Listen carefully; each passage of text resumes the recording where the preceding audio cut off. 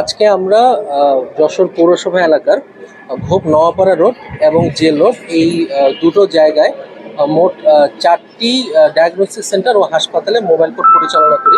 অভিযান পরিচালনাকালে আমরা দেখতে পাই যে তার মধ্যে দুটো দুটো হচ্ছে ডায়াগনস্টিক সেন্টারে তাদের যে ল্যাব টেকনিশিয়ান যারা আছেন তাদের হচ্ছে গিয়ে যথাযথ যে বিধিসম্মত শিক্ষাগত যে যোগ্যতা সেটা ছিল না।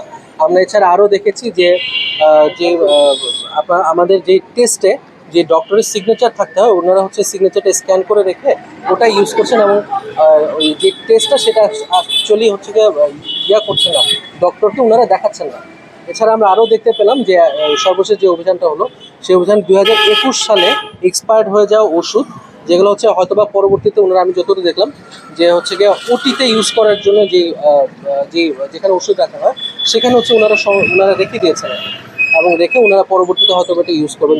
প্রায় গত 4 কি 5 বছর আগে এক্সপায়ার হয়ে গেছে যে ওষুধ, সেই জন্য আমরা মোট 4টা প্রতিষ্ঠানকে 1,40,000 টাকা অর্থদণ্ড প্রদান করেছি। এমন অভিযান আসলে অব্যাহত থাকবে কিনা? আমরা দেখি যে অভিযান আসলে হয়, কিন্তু অভিযান হওয়ার পরে হাসপাতালগুলো বা ক্লিনিকগুলো আবার একই তাদের যে চিরচারিত চরিত্র সেখানে ফিরে আসে।